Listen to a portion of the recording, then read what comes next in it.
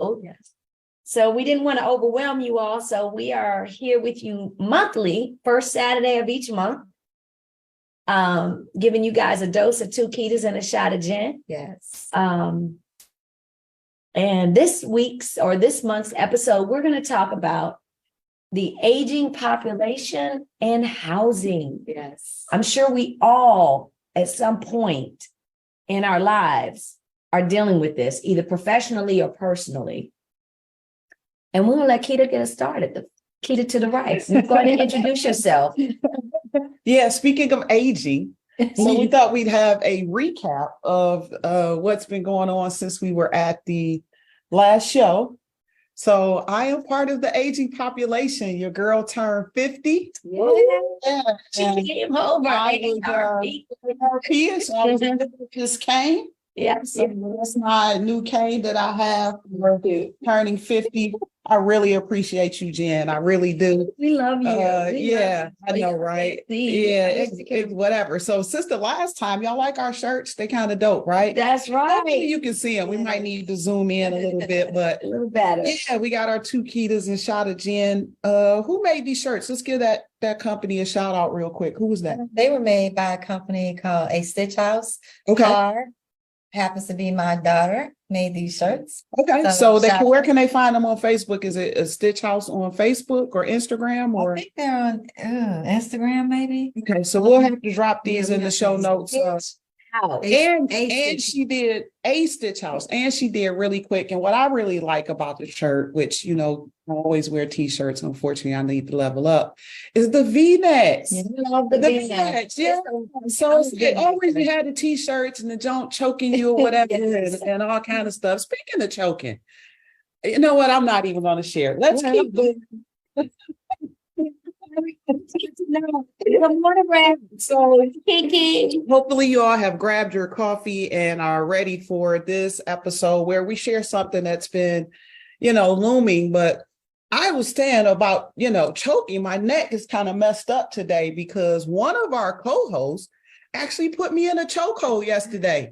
And it was so not cool. Like, I just want y'all to know quiet, silent that these two, it's me. They look real innocent, but I'm not going to say which one it was, but it came at me like a whole sniper. And I was like, wow. But I did that. With the soft tone. So you guys, like, she talks so soft. Listen, watch her. She choked me out yesterday. And if anybody knows, there was not much I could do about it for the most part. So just got hemmed up by a whole soldier. And I digress. So where are we? Yeah. So some current events and things that are happening. Anybody? Tell us the rates, Markita. Tell us the rates. To start the show with the thing. We do, because that's a very real reality. And that's the first question I wants to make. I know, but and that seems to be people stumbling over the rate for whatever reason. Yeah. So the rates are Snoop Dogg. Okay, they're high. just that's all we can say at this point. They're a tad bit out of control. So we've tipped over into 8% for some scenarios. Yep. And what happens, we would like to say it doesn't matter what the rate is, but truly it does, because it does affect affordability and what's happening. So that's going to help us, lead us into this kind of segment about what we're actually talking about. So yes, rates on a 30-year fix right now ranging anywhere from 7.875 to 8%, depending on the actual program. So yep. Yeah, that's kind of where we are. That's where we are. And I don't want to stay there. We have, it's kind of depressing because we talked about it on our last episode. And who's it choking? It's hurting our first-time home buyers. They're falling out, like the leaves are starting to fall from the trees. And it's sad because these guys, I'm going to say they're kind of like the bedrock. That, why? Our American dream. Yeah. And we're taking it away from them. And again, that's another story. But then it also affects who we're getting ready to talk about too. There is a segment that it doesn't necessarily matter to, which we alluded to on the last show. But there are also family members, aging family members or people we know that it does affect. because we all know that the aging population, they after retirement, they're on a fixed income. Yes. So they're limited. And then when you couple health issues into that, well, their health care goes up, all of those other pieces. So, yeah. Jennifer, It's before very you sad. go into that, I'm can you not- talk about the inventory a little bit? Like if I am buying a house right now, Well, you can talk about it, choker. She wants to Peter. You can talk about it. Tori, you know what's going on. Right. Go ahead. Attest to that. Inventory is still low. So, but, we have the ability to be able to find off-market properties. So, if you're still in the market to purchase a home or even sell a home, just feel free to reach out. Absolutely. Let us know, because the reality is, yes, the market is different now. And the buyers that were in the market, there are a lot of them having to get a wake-up call. And just to put things in perspective, in Prince William County only this morning, so far, there were only 6. We're starting to see lingering days on market. Are you seeing that? 6 what? No, there are only 6 coming soon, Oh, just yeah. today in Wow. all of Prince William All of County. us, And now we've got up to about 22 actives. We're seeing price decrease, properties going down because the days on market are now starting to linger longer than, what we've been seeing, less than it depends on your area, but in some cases, definitely less than about 16, 18 days. I mean, even then that's longer compared to where we were last year. So Last year, and then the two unicorn years. But I think that actually, you always have to have a silver lining. So I think that presents an opportunity this weekend, which, yes. I had shared in my private group about what was happening with rates, and to make sure you check in with the lender, because buying power for some, if they were looking at a house at 440, just this week, they probably lost 20 to 25,000 in buying power. So need to go back down to 425. And that's a huge difference, right? Yeah. But one of the things, knowing this now too, and this is why you have to work with a great professional, one of the agents chimed in and said, hey, we're going to use this now to ask sellers for credits. So for the buyers that are still like, I'm moving forward, I'm going to buy something at 8%, 7%, 9%, whatever, then this is a bargaining tool. To be able to say now, maybe some seller credits versus actually, offering a lower sales price or whatever, and using that money to either do some type of buy down of the rate. So I thought that was a good negotiating tool, especially since you say the days on market are actually creeping up. They are. And that is actually something that just happened with us. Okay. We were able to, the transaction fell apart. Fortunately for the buyer, he did lock in. Okay. And he was walking away from the deal because the cost, what it was going to cost him out of pocket. As a result, he decided to, void or walk away from the deal. And in the negotiation, we tried to work it out to get him closing. The seller wasn't willing, but when we did some other hard negotiation, and fortunately she came back and this deal closed in less than 30 days. But the point, to your point, is absolutely, now that we have even less buyer opportunities in the market, and because they're losing they're buying, the amount that they can afford, it does open up the window for more negotiations, even to the point where I am seeing sellers starting to see offers contingent on sale of homes. Yes. And having to negotiate that when that was an absolute no. And now that I'm starting to see that come back. Yep. Absolutely. You're starting to see a new home. That's interesting. Good for you. That's great. That's good negotiation there. Maybe the world is coming to you. Yeah. Let's talk about the senior population and how is it affecting us? We don't senior. It's called aging. You need to be politically I gotta correct be on politically this show. correct. So yes, aging, maturing like fine wine, aging like seasoned. I like Seasoned. that. Right. Yeah. So seasoned. So right now, so earlier this year, we did a talk, and one of the talks, it was and this was probably what I say earlier this year. Geez, the year is actually gone. But this was in July. I was teaching a class, and we had pulled up some information, and for the first time, the actual baby boomers were the highest buying home segment. Yeah. Fact. Had moved past the millennial, us, the Gen X. So the baby boomers were the highest moving home segment. Yes. Home buyers or whatever. Now they only inched by a little, but still that's the first time that's happened in quite a while, because typically the housing market is fueled by the first time home buyer that buys it from the other first time home buyer that, moves up. So part of that, I see that is because, we talked about this. One, they're not scared of interest rates, right? Right. So the rates hadn't even hit there yet, but they're not scared of interest rates because baby boomers probably had rates double digits. Yes. And Exactly. still wanted to buy. So I know there's context to that because things says a cost lot less, right there. but that does say a lot. That says a lot. So They're not that scared. feeds into, they're not scared. That feeds into, why we need to address aging and housing, right? Because people also living longer, which we probably should have said something about. I don't know whether did y'all see that Zuck and his wife are trying to eradicate all human like disease and things. No, I didn't see that. Like by 2070 or something like that. That's the type of plan they have. So people are already living longer, but this dude is on some whole, hey, we're going to eradicate all disease type stuff, right? Yeah. Like on the live forever. So we really don't need some houses then. Definitely. Everybody can't go to the nursing home, right? Nope. So Well, not everybody can afford to go to the nursing home. I mean, that segment, what is it, about 39% of the baby boomer population that can afford it? Yes. I don't know. You tell me. Well, that's what So that is yeah. Oh, so of the 39% that want to buy are taken over, but only 39% of them buyers are baby boomers. That is almost sad. That's very sad. What is happening in America that we work all of this time, we're living longer, but we can't afford to go to the facility and allow Hazel to take care of us?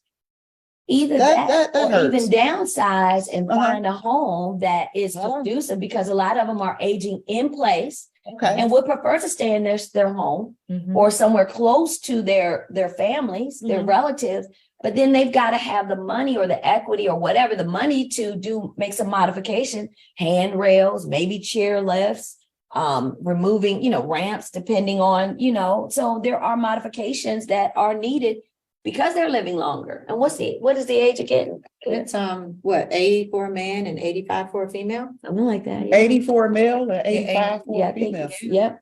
Right in that range. That's life expectancy. That's the average, Wow. for US. So, I mean, it seems like people are living longer than that, though. At least with you. But that's statistically, that's what they're saying. But yes, and of that, 39% are the baby boomers who really have the money, but the folks that don't. You know what? Baby boomers, though, that the gym I go to, that's all that's in there. And they are working out. They are swimming. And then I talk to them about, I had the privilege of talking to a lot of them. And I'm like, are you going to, you plan to move? They're like, no, I'm staying right here. They're in their homes. They bought Ramblers. They came to Dale City, 50, 60 years ago. Okay. And they live in there and their houses are paid for. Yeah. They're retired. So they're living their lives. Yeah, living their best life. Hey, we got a question here. Yanni Williams ask, do you think the rates are going to go down anytime soon? Nobody knows that answer. Let me just say that. So that is a great question. Definitely. Nobody does know the answer. However, and this is where it's challenging right now. This is where it became a little bit discouraging. I had to have a whole reset yesterday. I will admit that. I'm being very transparent because the modeling and predictions typically show that when inflation goes down, we head into recessionary type times that mortgage rates will follow. However, the modeling and the definition of all these things somehow has been magically changed up in 2023. Okay. So things look like they're being manipulated. Yes, I've said it. So as a result, we can't predict that. But ultimately, yes, I do think rates will go down. However, how far up will they have gone before they come back down? And that's where I was like a little bit feeling some type of way. And that's is the perfect word. That's going to create that frenzy. Yeah, because I think we're going to probably see a loosening on some inventory in 2024 at some point, maybe around this time next year.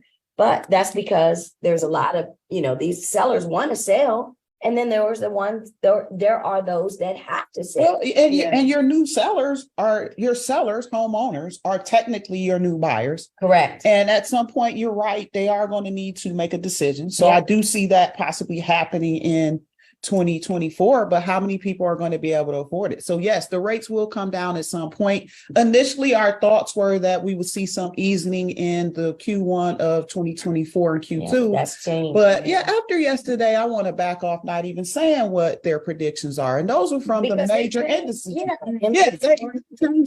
just like they're going to change those numbers they put out there yesterday. Yes. Yeah. Well, let's watch and see what happens next. Aging in place. Right. Yes. Housing, affordable housing. Yeah. So they can't really do that. So here's some options that I think as well. So I love that you said they're swimming and they're just getting their whole sexy on. Like, they on that mattress 60 to new 70 or 70 to new 60 tip. Huh? Yeah, that's right. Hey, I'm not even about to sit up here and be like 50 is the new 40. That is a whole lot. Okay. Right. Okay. What happened when you turn 50? Oh my goodness. Tell us about it. It's not about me right now. Well, it's about 50. It's about aging. It's about aging. Yeah. So a lot of things happen though. A lot of things. One of them is you can't remember anything. So I'm going to defer to my notes here that I have aging in place today, right now. Well, I had to bring some receipts. Yes. Also information, whatever. Yeah. So reverse mortgages. Yes. Are one way to fund what you talked about. So you said that people are aging in place, but they might not have the equity or don't have the money to do the upgrades or modifications that the home needs. Mm-hmm. So reverse mortgages is a very high growing segment as far as mortgage origination is concerned because of this. The cost is too high to go into a nursing home. The kids don't love you enough to let you move in. Or you don't want to move in. All right. Let me pair. Don't take it personal in here. Y'all know y'all don't want mama living with y'all. It's all good. It's all good. And trust me, mama probably don't want to live with you either. Right. So reverse mortgages had gotten a bad name in the past. Thought of as a scam. And them coming back though now. They're back. They're already back. The numbers already show that. And it's because of this segment that is growing and still needs housing and affordability and even healthcare out of control in America. Yeah. So this is being used as a very good tool, right? A retirement tool, a way to access equity out of the house. Because what is the equity if it's not being put to work? Absolutely. If somebody Johnny's inheritance and he can blow it, maybe. But you said Johnny don't blow it. And it's so funny because Johnny is the main one telling Emma, don't take the reverse mortgage because it's his equity. But it's going to be the thing that's going to help Ethel or Ike. I'm over here playing around with the names. Stay at home, and live out their rest of their time comfortably. This is a good time. Actually, what I'm hearing you saying is to have those conversations. If you do have aging parents, now is the time to even have those conversations with your parents and for you to even evaluate your finances, because we're all going to age at some point. And so now is the time to be thinking about what I need to put in place. So if you know you want to buy a home, I need to discipline myself. I need to save. That discipline is going to be required. So having that hard look at yourself, having those tough conversations, wouldn't you agree with that? That's 100% correct. Yeah. Because if you working on your credit, you have to do that. Otherwise, it is a problem because we have a lack of housing. Let's just face it. There are 241 million homes in the U.S. Think about that. Now, what is the population? A gazillion trillion people, right? There's not. And with people living longer, it is creating it's putting a huge impact, creating an impact on that segment on houses, and we don't have it. So you are going to start seeing, we joked about the millennials still living at home, ordering DoorDash and Uber Eats. They have the 6-figure plus have that discretionary income, but for those who have families that are aging and they can't afford housing, then we become what? The sandwich generation, because now they're living with us, plus the millennials are living with us. I'm talking about us as a Gen X. Yes. So our generation. So yes, it makes so much sense. You need to, if you haven't, if you're not on top of it, to evaluate your income, find out, look at the numbers, what needs to happen. Maybe you do need to figure out how you can expand. If you're in a rural area, maybe you guys can get one of those little tiny houses or do something. Right. Yeah. Because the reality is, like you said, a lot of times the parents don't want to move in and live with them. They still want that independence, but they can't afford it in some cases. And that 39% of the baby boomers who can, kudos to them. They did what was right. We know baby boomers were huge savers for the most part. And they're okay with it. And like we know, they were the ones that probably had, excuse my voice, the it's empty. Sorry. They're the ones that did experience probably double-digit interest rate at some point over their lives. Right. My first mortgage was 8%. So this don't scare me. Yeah. And I'm under the next. When I first got into real estate, I think interest rate was still like 15%. Exactly. And guess what? People were still exchanging. 15%. It's the millennials and the younger, they're the ones that this is just unheard of to them. They can't fathom this, but the reality is, and you made a good point yesterday about making the money. If you buy something now, the rate of return, even at a higher interest rate over time, because what we do know that as long as there is a shortage of supply, there's always going to be the demand and the values are going to continue to climb. So if you get in at 8%, at least you got in before the rate, the value went up. So you're still building equity. And then if by a stroke of miracle, what's his name? He called himself Jay or something like that. What's the guy, what guy? You know, the one that raises the rates. What's his name? He's my God. He won't Jerome Powell? Jerome Powell. He called himself Jay Powell on Instagram. Oh God. Yeah. So you follow that. Anyway, so even if the rates do come down at some point, maybe during the election year, because like you said, we all know it's manipulation, then refinance. You could do something. But if not, you got in before the values continue to grow. And that's how you have to look at it. That's going to be the lock-in is when you think of cost of waiting, it's not about the monthly payment or the interest rate. It's going to be about the loss of appreciation that is happening. And so it might trump, that, hey, the payment's $200 higher now than what I was looking at, but that $20,000 that you lost in appreciation is where it really starts to hurt. So I say it's actually a double whammy. So we're looking at this problem as far as aging and housing, and I think it's not necessarily a problem. I talked this week about 5 Ps, right? Proper planning prevents poor performance, right? So I wanted to take it to 7 and say piss poor performance, but at the end of the day, you can use a reverse mortgage, but now you can actually use a reverse mortgage to purchase a house. People didn't even know that. So if you were selling, you had a down payment and then you take this reverse mortgage, which is a non-recourse loan. So that means the buyer is not going to be liable for anything once they take this mortgage on, but people give it a bad name. So that's something to actually look at as a proper retirement planning tool for aging in place. But for those who maybe didn't own a home or still have a situation, there's also a loan called the Family Opportunity Loan, right? That's more of a forward purchase, right? For those that are like, I just don't know. And basically a child can buy a home for their parent, and a parent does not have to be on the loan, does not have to qualify. All they need to do is be able to show that they are unable to take care of the payment. So they just show their Social Security or whatever it is that they receive that they can't afford the house. So a child will buy for the actual parent with as little as 5% down on a conventional loan, as long as they can qualify. And they get the same breaks as somebody buying a primary residence. And that's what really makes that a really cool loan, the Family Opportunity Loan. Know what I'm hearing, so that actually can take a lot of fear out of actually buying, because there's always going to be an opportunity for you to refinance or something creative or some kind of program. There will be a program out there for you, is basically what I'm hearing you say. I think you just have to, right now we got to be creative. We got to dig deep.